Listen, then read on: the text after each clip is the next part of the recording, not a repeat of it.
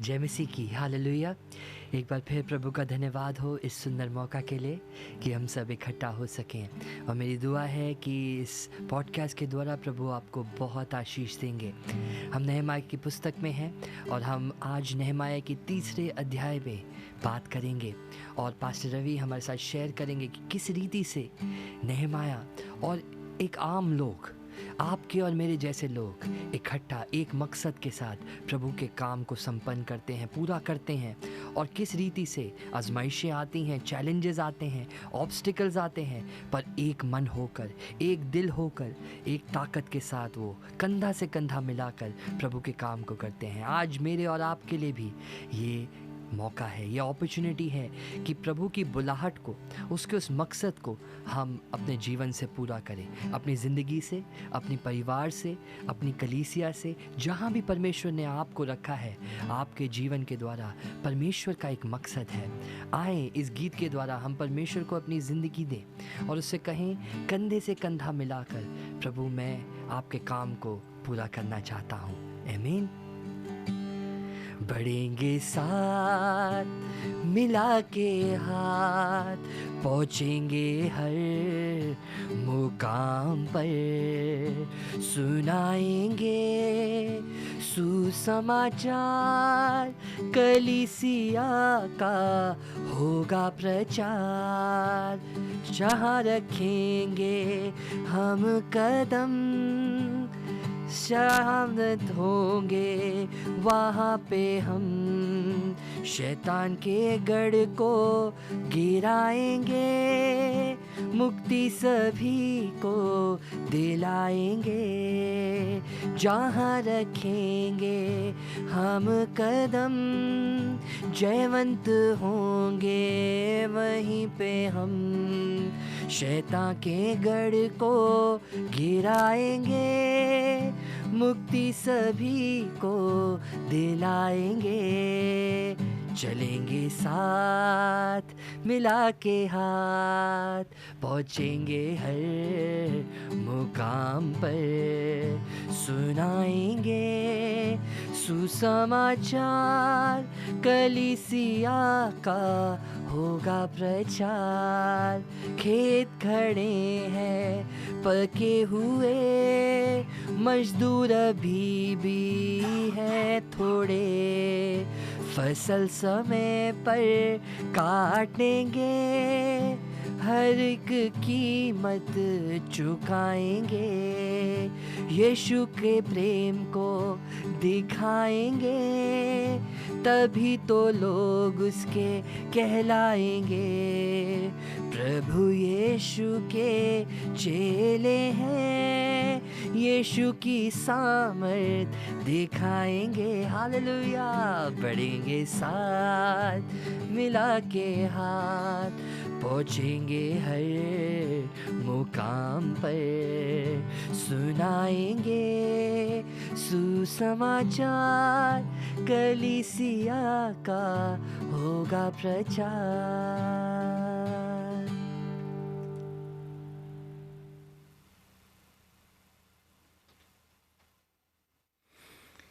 नहमाया की एक छोटी सी किताब बाइबल में हम पाते हैं, और एज़रा और नहमाया पहले साथ में लिखे हुए थे, और ये बाइबल के एक इतिहास की किताब है कि क्या हुआ था। और लगभग जब प्रभु के लोग बंधुआई में चले गए थे और उसके बाद प्रभु उनको वापस ले आ रहा था, और ये वापस लाने के वक्त की बात है। इस वक्त प्रभु ने कई लोगों को खड़ा किया, एज़रा को खड़ा किया, नहमाया को खड़ा किया, ज़रुब्बाबेल को खड़ा किया, याशूआ को खड़ा किया, और उसके पहले खुदा ने ज़करिया नबी को भेजा, और इनके दौरान उसने मलाकी नबी को भेजा। तो खुदावन जो है वो अपने लोगों को तैयार कर रहा था। ऐसे वक्त में नहमाया जो था वो अब फारस में बसा हुआ था। उसका अच्छा पेशा था, राजा का प्याऊ था और अपने आप में ठीक था, पर उसके दिल में अपने शहर यरूशलेम के लिए, अपने खुदा के उस शहर के लिए, अपने उस इतिहास के लिए, अपने उस बातों के लिए कि कभी खुदा ने हमें एक शहर में बसाया था, जहाँ पर खुदा ने अपने मंदिर को बनवाया था, जहाँ पर खुदा के साथ हमारी मुलाकात थी, क्योंकि ये एक ऐतिहासिक रीति से खुदा के इंतज़ाम को बताता है। तो यरूशलेम सिर्फ एक शहर ही नहीं है, ख्याल भी है, एक आइडिया है। और यरूशलेम का मतलब सलामती का शहर, और खुदावंद हमारी ज़िंदगी में सलामती लेकर आना चाहता है। अब हम इसके तीसरे अध्याय में आ पहुँचे हैं। नहमाया ने दुआएं की, खुदा ने जरिया बनाया, नहमाया राजा के एक अधिकार को लेकर के यरूशलेम पहुंचा है। लोगों से बातचीत उसने शुरू की, उसने लोगों को तैयार किया, और अब वो वक्त आ पहुंचा कि उन्होंने काम शुरू करना है। जब भी कुछ काम हमें करना है तो याद रखे ईश्वर हमें यूज़ करता है।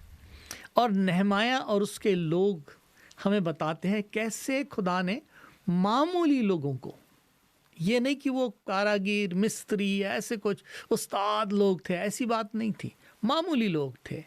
और ये तीसरा अध्याय जो इसमें ऐसे कोई बहुत बड़े मौजूज़े नहीं, पर अगर देखा जाए तो अपने आप में इनका इकट्ठा होना भी एक मौजूज़ा है। और यहाँ पर अलग अलग तरीके के लोगों ने मिलकर काम किया। लगभग 50 ऐसे ख़ानदानों का जिक्र है जिन्होंने इस काम में मदद की, जिसमें परिवारों के नाम है। हो सकता आज आपके और मेरे लिए हो सकता ये परिवार हम कहेंगे कौन, पर याद रखें उनके नाम लिखे हैं।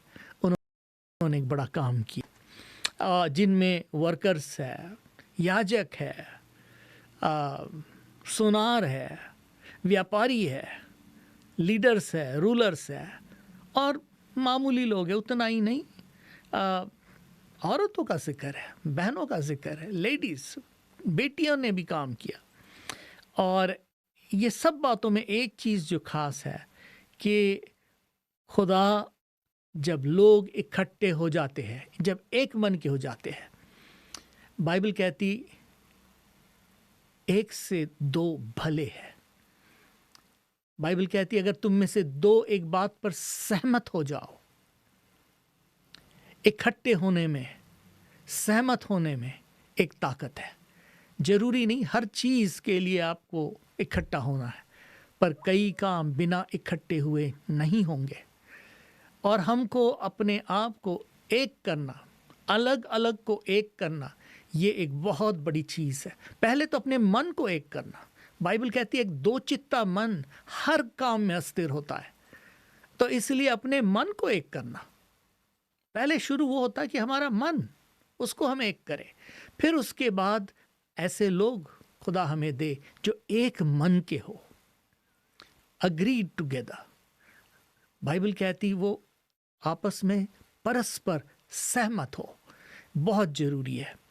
तो हर एक का एक एक हिस्सा था। बाइबल कहती शुरू में, और एलियाशिब जो महायाजक था उसने भेड़ फाटक बनाया, और ये काम उन्होंने शुरू कर दिया। कंधे से कंधा लगाकर दीवार बनाई। आप सोचे अगर कोई सोचे भाई ये एक दीवार का हिस्सा बने ही नहीं तो वहाँ दरार रह जाएगी, फिर वो दीवार का क्या काम हुआ, है ना। और हर एक ने काम किया। ये कोई काम आसान भी नहीं था, बड़े बड़े पत्थर लगाने थे, और ये लोग कोई मिस्त्री नहीं थे, ऐसे ही मामूली लोग थे। पर उन लोगों ने मिलकर यरूशलेम की शहरपनाह वापस बनाई।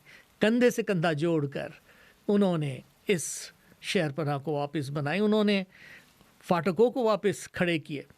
और बड़ी दिलचस्प बात है कि 10 फाटकों का जिक्र है, और हर एक फाटक का अलग अलग नाम है। अब देखिए एक शहर के अलग अलग फाटक है, और फाटक जो है वो एक्सपीरियंस को बताते हैं ना। उस शहर से अलग अलग चीज़ें होती है, वहाँ कुछ कुछ होना है, तो हर एक फाटक का भी एक नाम है, और अगर नाम है तो उसका कुछ अर्थ भी है।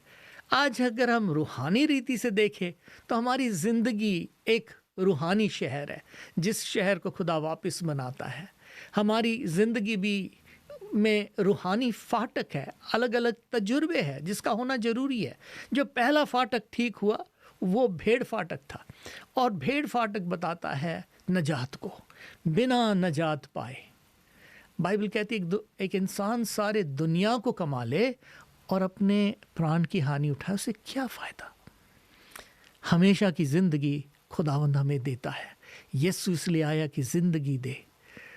पहला फाटक जो है वो भेड़ फाटक था। फिर उसके बाद मछली फाटक। मछली फाटक बताता है जाकर मछली लेकर के आना, और ये बताता है कि पहले खुद बचो और फिर दूसरों को बचाने में लगो। ये पहला काम है जो खुदा हमसे करवाता है कि हम दूसरों के लिए बोझ रखें, दूसरों से प्रेम करें और यीशु की खुशखबरी दूसरों तक पहुंचाए। फिर उसके बाद पुराना फाटक। पुराना फाटक जो है वो खुदा की पुरानी बनी हुई सत्य को बताता है। बाइबल कहती तेरे पूर्वजों के लगाए हुए खंबे जो है उसको मत हटाना। बाइबल कहती है कि खुदा की बातें हमारे लिए स्थिर है और उसमें हमें बने रहना जरूरी है। फिर उसके बाद वादी फाटक, वादी तराई को बताता है, ये हलीमी को बताता है। हमारी ज़िंदगी में खुदा हलीमी लेकर आना चाहता है, हलीमी की ज़रूरत है। फिर उसके बाद है कूड़ा फाटक। बिना कूड़ा फाटक के आप सोचिए शहर में कूड़ा जम जाएगा, और इसलिए ज़रूरी है कि कूड़े फाटक से सफाई होती चली जाए। वैसे ही हमारी ज़िंदगी में भी बाइबल कहती जो खुदावंद के साथ चलते हैं अपने आप को पाक और साफ करते चले जाते हैं। फिर उसके बाद है फाउंटेन गेट, झरने का फाटक। ये पाखरू की मामूरी को बताता है। ये वो फाटक है जहाँ पर खुदा ने कहा अगर कोई प्यासा हो मेरे पास आए। जैसे कलाम में लिखा है उसके दिल से जिंदगी की नदियां बह निकलेगी। पाक रूह के बपतिस्मा हमारी जिंदगी में जरूरी है। फिर उसके बाद है पानी फाटक। पानी जो है वो खुदा के कलाम और उसकी सफाई को बताता है। यीशु का खून हमारे गुनाहों को धोता है, पर यीशु का कलाम हमारे जिंदगी को साफ करता है। यीशु ने कहा मेरे इन लफ्ज़ों से अब तुम साफ किए गए। उसके बाद है घोड़ा फाटक, हॉर्स गेट। जो घोड़ा फाटक है वो लड़ाई को बताता है। हर शहर में लड़ाई है, कहीं ना कहीं कुछ न कुछ लड़ाइयाँ हैं। हमारी भी लड़ाई मांस और लहू नहीं पर शैतान की ताकतों से है, और खुदा हमें फतह देता है। और उसके बाद है ईस्ट गेट। ईस्ट गेट जो है वो बताता है कि एक दिन यीशु फिर आने वाला है, और वो फाटक यीशु का फाटक है जहाँ से वो प्रवेश करेगा, जहाँ से वो वापस आएगा, जहाँ पर वो यरूशलेम में आएगा। उतना ही नहीं, आपके और मेरे ज़िंदगी के लिए यीशु ने कहा देख मैं जल्दी आता हूँ, देख मैं जल्दी आता हूँ।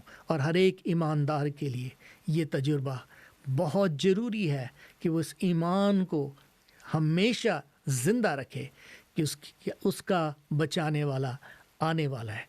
और आखिरी फाटक जो है उसका नाम है मिकफात फाटक या इंस्पेक्शन गेट।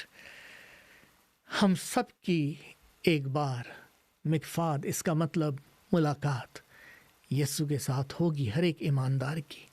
और बाइबल कहती हर एक अपने कामों का लेखा देगा, और हमें भी अपने ज़िंदगी के हर चीज़ का हमने क्या किया, कैसे उसका समय बिताया, कैसे उसके पैसे बिताए, कैसे उसकी चीज़ें बिताई, हमें हिसाब देना होगा। तो याद रखें एक दिन मुलाकात का दिन है। तो ये दीवारें और फाटक उन्होंने वापस बनाए, और अलग अलग लोगों ने बनाए। याजक लोग थे, सुनार लोग थे, इत्र बनाने वाले लोग थे 3 अध्याय के 8वें वचन में। फिर उसके बाद रूलर्स थे, अगुए थे 3 अध्याय 9। फिर मर्चेंट्स, व्यापारी थे 3:32 में हम पढ़ते हैं। फिर बेटियों का जिक्र है 3 अध्याय के 12वें वचन में कि बेटियों ने भी मदद की, उन्होंने भी हाथ जुड़ाए। कितनी खूबसूरत बात है ये देखते हुए कि कैसे अलग अलग लोगों ने इनमें से कोई भी बिल्डर नहीं था, पर सब ने मिलकर दीवार खड़ी करी दी। ये नहीं कहा नेहमाया तुझे दर्शन मिला, क्या बात है, वाह वाह वाह नेहमाया बनाए जा, पर नहीं, वो इन्वॉल्व थे। फिर कुछ दूर से लोग आए थे, यरीहो से कुछ लोग आए थे, तकोआ से कुछ लोग आए थे, गिबियोन से कुछ लोग आए थे। तो ये बड़ी एक खूबसूरत कहानी है, कैसे इस तीसरे अध्याय में हालांकि लोगों के नाम का जिक्र है, पर इन नामों के जिक्र के पीछे भी एक और जिक्र है, और वो है कैसे लोगों ने एक होकर इस काम को किया। अलग अलग होकर भी उनका एक पर्पस था। ये नहीं कि वो सब एक पेशे के लोग थे, ये नहीं कि एक खानदान के लोग थे, लोग तो अलग थे, पर अनेकता में भी एकता होती है, और बहुत ज़रूरी था।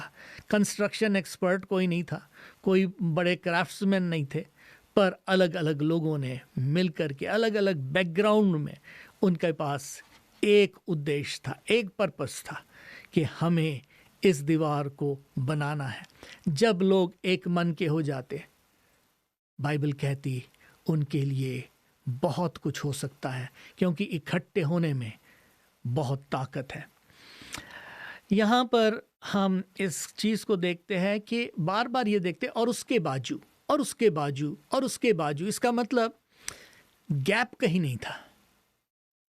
ये नहीं कि उसने किया और उसने बोला भाई मैं तो अपना यही करूँगा, नहीं, बाजू, इसका मतलब कंधे से कंधा जुड़ा करके, एक से एक हो करके उन लोगों ने किया, एक साथ कोऑपरेट किया, एक साथ मिलकर के किया, अग्रीमेंट में किया, ऑर्डर में किया, और जिम्मेदारियां साथ में बांटी। ये नहीं कि कंपटीशन में था, मैं अपनी दीवार और ज़्यादा ऊंची बनाऊंगा, आप अपनी छोटी बनाते रहो, ऐसा नहीं था।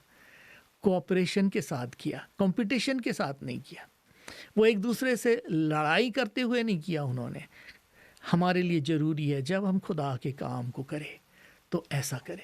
अब हम सोचते होंगे भाई सभी ने मिलकर किया, बहुत ही अच्छा किया, पर ऐसे लिखा है कि और उनके आगे तकुआ के लोगों ने मरम्मत की, लेकिन उनके अमीरों ने अपने मालिक के काम के लिए गर्दन ना झुकाई। इनका भी नाम लिखा हुआ है, और क्या लिखा है, उन्होंने अपनी गर्दन तक नहीं झुकाई। ये नहीं कि उनका काम फिर हुआ नहीं, किसी और ने कर तो दिया, पर उनका जिक्र है। अमीर थे शायद, कोई बात नहीं, कुछ काम खरीदे नहीं जाते, कुछ काम बिकाऊ नहीं होते, कुछ काम दिल से होते हैं। फिलिपी की कलीसिया के लिए पौलुस कहता है सबसे पहले उन्होंने अपने आप को दिया और फिर अपने दान को दिया। वो दान क्या दान है जो दिल से नहीं है। बाइबल कहती खुदा खुशी से देने वाले से पसंद करता है। हमें हमारे लिए देना जरूरी है, कई कामों के लिए देना बहुत ज़रूरी है, और हो सकता उससे हम ज़्यादा काम कर सके। पर तकवा के ये जो लोग थे, उनके जो मालिक थे, उनके लिए लिखा है उन्होंने अपने मालिक के काम के लिए गर्दन ना झुकाई। कितनी दुख की बात है, इन सब लोगों के बीच में एक लोगों का जिक्र है जिनके लिए ये काम उनके लायक नहीं था। आज खुदा ने आपके और मेरी ज़िंदगी में बड़े बड़े काम करना है, आपसे और मुझसे बड़े बड़े काम करवाना है। क्या आप उनमें हैं जो अपने आप को पीछे हटा लेते हैं? क्या आपका नाम उस किताब में है जिसमें लोगों ने मिलकर किया? क्या आप कहेंगे मेरा भी उसमें एक हिस्सा है? हो सकता छोटा हो सकता बड़ा हो, पर कहीं ये ना हो कि हमारे लिए ये कहा जाए इन्होंने कुछ भी नहीं किया। मैं हमेशा लोगों से कहता हूँ हम सब कोई के लिए सब कुछ शायद ना कर पाए, नामुमकिन है, हम इंसान हैं, पर हमारे लिए ये भी ना कहा जाए इन्होंने किसी के लिए कुछ भी नहीं किया, कभी भी नहीं किया।